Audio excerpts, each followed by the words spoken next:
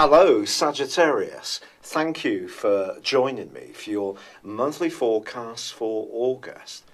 This month begins with the Sun and also Mars in your 9th solar house. This is an area which is very much in keeping with the natural characteristics of your zodiac sign. It's about being free-spirited, independent, trailblazing, exploring different horizons. It's not about being hemmed in. And yet, over the last couple of years, you may have felt strangely more hemmed in than probably you can ever remember. There are two reasons for this. Of course, Saturn has been making its way through your zodiac sign.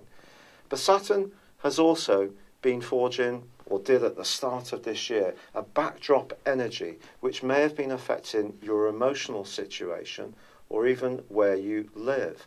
We've also Neptune in this area, the planet of dreams. Some of your natural tendency to be a free spirit has been challenged by another set of energies, which has been asking you or calling out to you to become much more conscious about your need for security, to be more settled, to have close, nurturing relationships.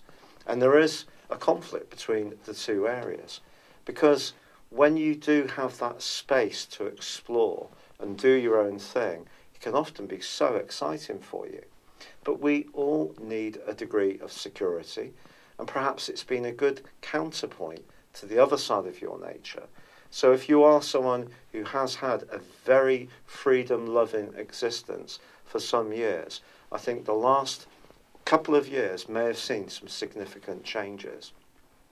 But this month, and over the next 6 months, are going to see you with an opportunity to break out, to be much more in keeping with the archetype of your zodiac sign. It can be to do with knowledge, it can be to do with physical travel, it can be to do with rugged pursuits or sports, or perhaps it can be through your interests. But whatever you do, I do feel this next half year is going to be a thrilling time for you.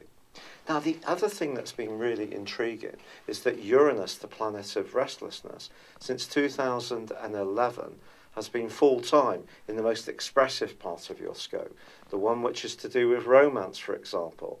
And that has also given you this desire, this extra desire, to do as you wish. But on the 3rd of this month, Uranus goes into a retrograde, one which will last for 5.5 months. So whatever you think about a current arrangement, whether it's with a partner, with your children, with a personal interest or hobby, you may find that there could be some adjustments made on the back of that retrograde. However, on the 7th, well, there is a lunar eclipse. Lunar eclipses are very much to do with our emotions, and it's occurring in the 3rd house for you in Aquarius. But the truly significant part of this is that it links into Jupiter, your ruling planet, which is in a very friendly part of your situation. So don't be surprised if over this next half year that you do start to rejuvenate some of your associations or make some new ones. And probably one of the founding principles of this is it needs to switch on your mind. You need to feel stimulated. So if there is any part of your existence that has become rather stale, the chance to break through this and be more explorative is certainly going to be an exciting opportunity. But also Venus, the planet of love, is in a very passionate part of your situation, right through to the 24th. If you're someone who likes a degree of stability in your relationships, this is going to be fascinating. You may encounter someone who you find yourself strongly attracted to, but this person may switch on your mind, but also your senses, and if that happens, you're a very fortunate person. Equally, your financial acumen can be accentuated by this particular transit, and with Mercury, the planet of communication, but also of commerce, in the part of your horoscope that's very much exposed to the way you link in with the wider world, you could find that the two operate quite helpfully for you. So business prospects can certainly be boosted, but again, if you're prepared to be open-minded. And the key to this month is to keep the dialogue going. The more open you are, the more exciting it can be. This could see you trying out some different approaches, meeting different people. Not all of them will necessarily end up being long-term parts of your existence. But it's the fact that you're going to have the desire to do this, which is really going to be so enriching. Now, Mars, along with the Sun, is also in Leo. Now, Mars in the 9th house in Leo, that's wonderful.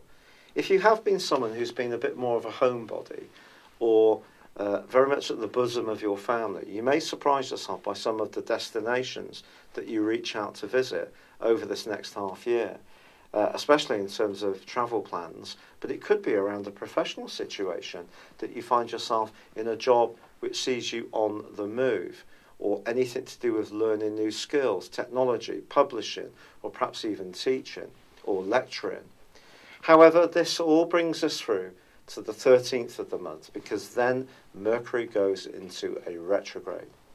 Mercury retrograde, as you know, can be mischief-making, particularly as far as our communications. And communications for you, with anyone in a position of influence, or dealing with local agencies or governmental authorities, those areas will need a great deal of care in the following 3 weeks. Your attention to detail is absolutely vital. Now, you can be someone who finds petty details a bit irritating, but don't be tempted to just sweep these to one side. You need to grapple with them, and grapple with them properly. Make sure the lines of communication are as open and smooth as possible at all times. That brings us to the Black Moon on the 21st, the solar eclipse. This is a repeat of the Leo new moon which occurred last month. Leo energy is very good for you because it's an area of your situation which is linked to you through the triplicities. It's another fire sign like you. But it can also, because it's ruled by the Sun, fortify you, give you much more self-confidence to bring out that much more risk-taking side of your nature. And this is going to give you a chance, in conjunction with the lunar eclipse, to be much more expansive over the next half year. But being well informed is also vitally important, because Saturn is going to be with you through to the 19th of December. So don't rush into anything. Be calculated, do the fact-finding, and then make your decisions. And then if you do decide to be a bit braver and bolder, then that will just all add grist to the mill. But on the 23rd, the Sun moves into Virgo, joining up with Mercury, which is retreating. And this is going to see you thinking carefully about the work you do, the role in life that you have. If that's an area you've been feeling restless around, then there could be some changes towards the back end of this month. Saturn, however, goes forwards on the 25th. This is something that we can all celebrate. It's the last of its 3 passages in retrograde through your zodiac sign. And as I said before, will be leaving you before Christmas. And that's something you're probably going to be celebrating. The limitation that Saturn has brought to your situation over the last 5.5 months has probably been quite to the fore. However, on the 26th, Venus moves out of Cancer and into the glorious Leo. It doesn't really get much better for Venus, apart from being in its 2 home signs of Taurus and also of Libra, because the glamorous Leo really showcases the exuberant energies of Venus. It can attract good things to you, and because you're generally a naturally open-minded person, it may be someone that you get talking to very, very different to you, who really gets your pulse racing. Or it could be someone you team up with on a new interest, a sports team, whether you participate or whether you actually are a spectator. But as the month comes to a close, there's no doubt about it that the energy from the Black Moon, the solar eclipse, is going to be pulsating around the heavens for you. And it's all going to be rejuvenating that innate side of your nature, which just likes whatever is new, whether it's new food, new subject matter in terms of what you watch on the TV. And even if you're someone who is quite governed and quite settled in your attitudes, perhaps because you have some Scorpio in your natal horoscope, you may be surprised by how much more restless that you become as this month comes to a close and over the next 6 months. It's been a real pleasure being with you, Sagittarius.